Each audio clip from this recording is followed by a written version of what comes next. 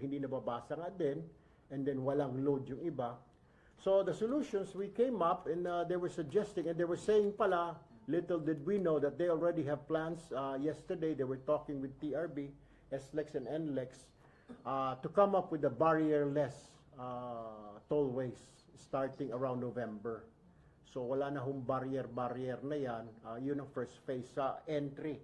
So talking about Balintawak, dito naman sa kanila sa may bandang Nicol, somewhere there, wala nang barrier. Ibig sabihin wala na yung barrier. Boom.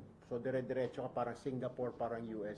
Yun ang first phase. Second phase, doon na sa mga exits naman, doon sa dulo kung saan ka pupunta, aalisin na rin yun. Pati yung mga pabalik ka na ng Metro Manila, that will be the second phase. As to the problem of NLEX, kasi kung napapansin niyo, mas matraffic sa NLEX kaysa sa SLEX because SLEX is wider. Unlike NLEX, medyo makitid na, puro mga farmland na sa kaliwa kanan. So ang option, according to former Secretary Singson, ay yung tinatawag nilang infrastructure lalagyan ng kalsada sa taas from Balintawak hanggang doon sa Bukawi, Bulacan because dyan yung nagkakaroon ng bottleneck. So pag nagkaganon, luluwag na yun dahil pagdating naman ng Bukawi, paglagpas ng Bukawi, there's no more traffic. Yung traffic lang is dito sa mga entry points ng NLEX. Another thing, they've already resolved the issue of non-reading of RFIDs. Both of them, sa sabi kasi ng ilan, but sa SLEX nababasa na, both of them have now yung RFIDs na made in the USA. Well, NLEX were saying that dapat kasi nung mag-umpisa sila ng mga RFID na ito, nung panahon ng pandemic, so minadali, galing China yung stickers nila at saka reader. Now, it's both of them are using US brands na of stickers and RFID readers. So hopefully, we're looking forward na by November, they'll meet up again with TRB, SLEX, and NLEX meet with TRB. Yung mga guidelines and procedures to start this barrier-less come November. Any questions? Sir, dun sa barrier-less, paano yung sinilan ko? Sila na ho mag-i-explain nun kung paano sisingilin. Hindi na ho natin problema ng mga motorista. Won't you like that? I mean, takbo ka lang, takbo siguro. At the end of the day, meron ka nalang warning sa cellphone mo na may utang ka. pero that's very good. I mean, problemahin na nila yun. I mean, tayo mga motorista, wala na tayong dire-diretso na lang tayo. Para sa US, Singapore, at other Asian countries. Pero may singil pa rin. Meron, of course. You have to load. Kailangan may load pa rin, yes. Same pa rin yung mechanism. You have to load it just to make sure na may naman yung content before you enter. Tapos babasahin na lang ng system. Responsibilidad ng ano yan. Kaya hindi namin ginagamit cashless, baka kala nyo libre na. Contactless. Tapos barrierless, the interoperability. Good po. Sir, siguro mamaya namin sila tatanungin. Sure. Yung mic, no? Of course. But for you first, sir, yung explanation nila doon sa mga defective na RFID, na satisfied po ba kayo? Kasi isa raw yun sa sinasabi. They admitted, especially NLEX, na 5,000 of that 87,000 vehicles that went through that day in NLEX, 5,000 plus, ay defective yung stickers. Kaya nga meron silang campaign, both NLEX and SLEX, they're telling me, and TRB is telling me, na pag defective ka, hindi ka na nakakabasa, baka pag may oras ka, itabi mo muna dahil papalitan naman nila, free of charge naman yon. At saka ililipat lang yung load mo dito sa dati mong sticker, ililipat doon sa bagong sticker. If you have time, that's what they're saying. Because bago na nga yung system nila, lalo na sa NLEX, they're using na galing sa made in USA, yung kanilang reader and then stickers. So, yun ang sinasabi nila. Well, admitted naman na may problem talaga doon sa reading ng kanilang RFID. Tapos yung iba naman, 5,000 din na walang load or kulang. So hindi nila pinapatuloy, hindi na tumataas yung barrier. Kailangan bayaran muna. Doon nagkakaroon ng stock up, doon nagkakaroon ng bottleneck sa mga toll gates natin. Okay, napagkasundoan po ba sa meeting? Yeah, pero yung initial na usapin ngayon, kasi nagka-problem tayo, lalo na sa mga kababayan natin na motorista na walang load. hindi naman pala nila masita, hindi naman nila mabigyan ng ticket, parang walang disciplinary action. So the plan was, sabi ng TRB, meron na silang, they're asking for Department of Public Works and Highways to issue a department order giving the traffic enforcers of both expressway to issue tickets pag wala kang load, na matitikitan ka. Pero maglalagay muna, yung department order, may mga signages sila doon na pag wala kang load, matitikitan ka to inform the general public. Kailangan pag pumasok ka dyan, may load ka. So yan ang napagkasunduan. So we will help them out. We will communicate with the Department of Public Works and Highways, with Secretary Bonoan after this.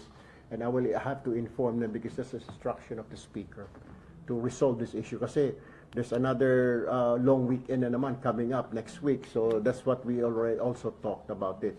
Sabi nga na endless, dagdagan lang siguro nila yung mga tao nila to avoid another incident. Pero mas grabe kasi yung Holy Week. Lahat ng tao talagang nagpahinga. So that's the problem. If ever, sir, kailan po kaya natin nakikita na ilalabas itong DO? If makausap na natin yung DO. Hopefully within the month we have the sabi ni Secretary Bonoan kanina, I called him up earlier and he's saying he will talk to his directors and USEC to talk about it. Pero wala naman kasing implications or negative implications both para sa expressway and motoring public.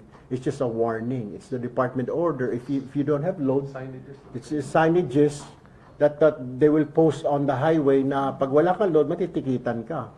May penalty. Kasi ngayon, wala. There's no such law. There's no such thing. Kaya yung mga ibang dadaan lang na wala namang penalty. Di ba? Pag alam mo na may penalty, so you be ready. Wala nang excuse ngayon kasi kahit saan naman pwede ka na magpa-load, di ba? 7-Eleven, GCash, PayMaya. You can do the loading.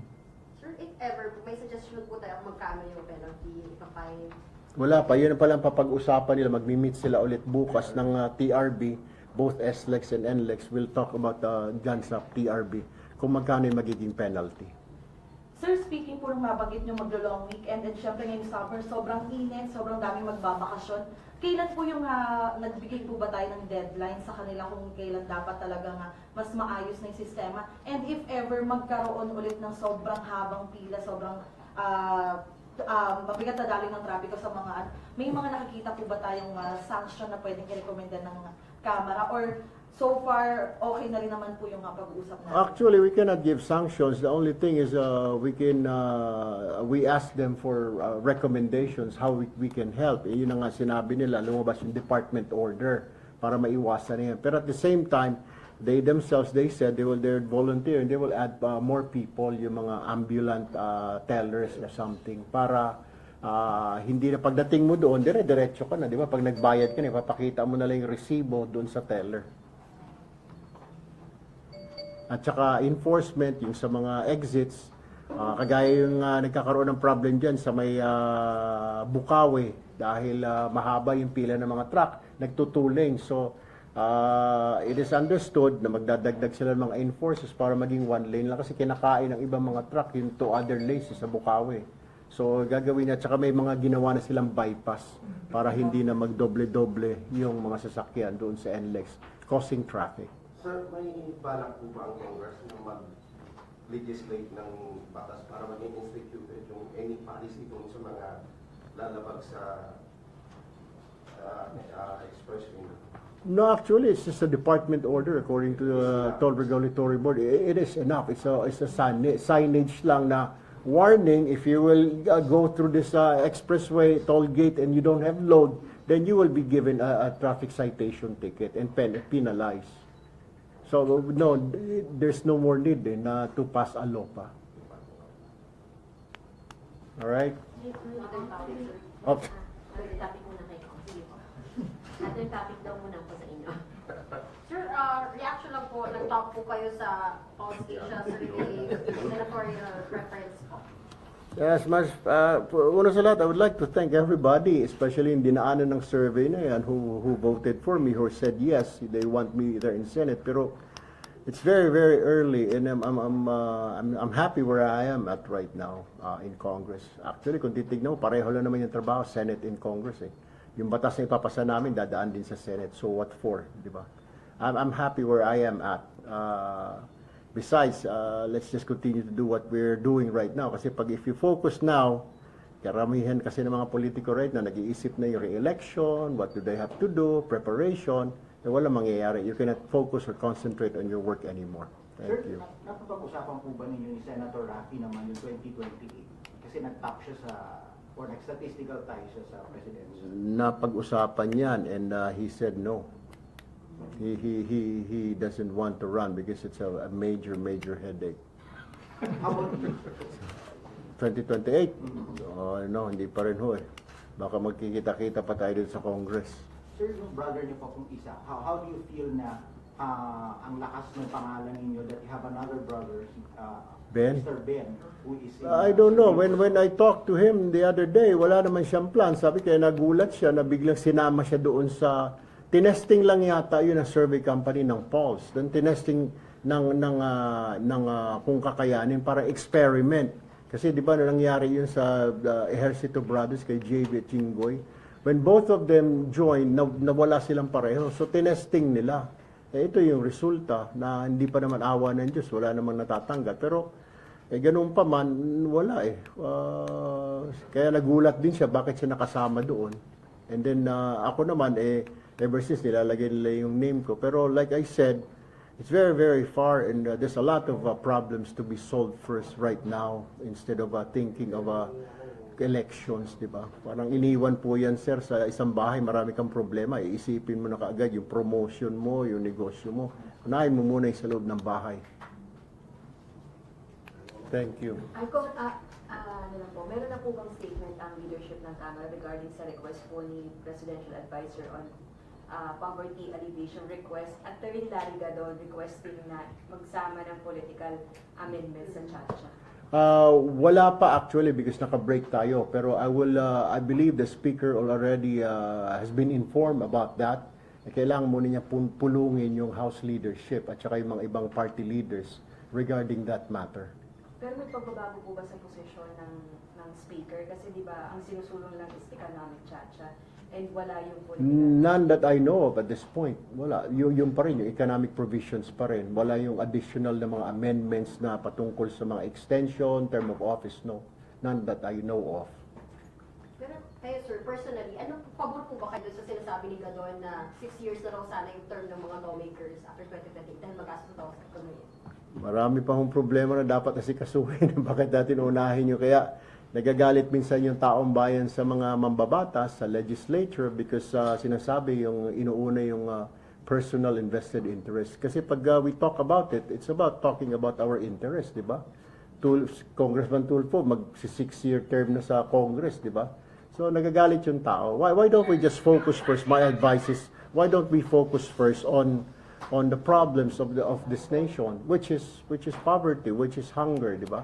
Inflation. There's a lot to talk about instead of talking about this na extension. Magagalit to, I'm sure magagalit to yung taong bayan. I would advise na let's just stick with the problem, solution to hunger, poverty, inflation. Yun yung kailangan natin eh. Not term of office, not extensions. No, I don't think so. I'm sorry.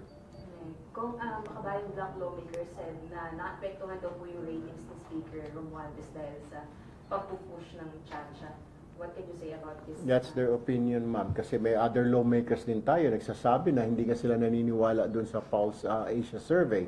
They're saying na, di ba, na ayaw ng mga tao dun sa PI. So some lawmakers, so that's also their prerogative and that's their opinion. So everybody has her opinion. So nasa kanila yon. Pero ako, like I said, ayoko isipin muna yung politika kasi number one, 2025 po is malayo pa. Number two, sabi ko nga, we have a lot of problems, facing a lot of problems. Kagaya ko nga nito, naka-break ho tayo, pero nagpapasalamat tayo, dumating po yung mga opisyal ng NLEX at saka SLEX because we have to react quickly doon sa reklamo ng mga kababayan natin. Kasi napansin natin, wala hong nagre-react eh. Wala hong gumagawa ng solusyon. And we found out na may solution na pala silang ginagawa. See, if we didn't meet them today, paano natin malalaman na magiging barrierless na pala yung ating mga tollways by November, di ba? So it was just timing na we met them upon the instruction of the Speaker. Sir, sa isang press con sa Malacanang kanina, nabanggit ni Secretary Balisacan na si President Marcos nag-order na rin sa agencies to submit plans on how to adjust their working environment as Philippines deals with the traffic problem. And yung traffic problem mismo, gusto na ni President Marcos na masolusyonan talaga, natalakay sa cabinet meeting. In a way, ito po ba yung isa sa mga paraan ng Kamara para makatulong din dito nga sa goal ni President Marcos na masolusyonan na yung problema sa traffic sa bansa? Of course, we want to work hand in hand with this administration, di ba? Majority ho kami dito. Anything that we can help the executive, we will do that. I mean, isa lang naman ho yung goal natin, di ba? We move forward, everybody moves forward, everybody goes up, walang may iwan. So, yan na nga, yung hinanapin ng solusyon, make life easier for every Filipinos. Pero easier said than done, di ba? But at least we're starting, we're doing something, talking about these issues. Little it may be, itong traffic sa mga expressways natin, pero nagko-compound siya. So, slowly, we're removing, we're solving problems na paunti-unti, di ba? Hindi naman lahat ng tao gumagamit everyday ng NLEX, SLEX, pero we're seeing, pag inalis na natin itong isang problem, then we move forward to another problem. Problems like how do we address inflation, how do we address high cost of living, prices, di ba? That's what we have to resolve next. All right. Salamat po. Thank you. Kayo na, sila. Thank you po for coming, for joining, sir. Thank you. I will report to the speaker immediately. Salamat, sir. Any helpful case speaker? Oh, of course po. I will Thank you very much. inform them.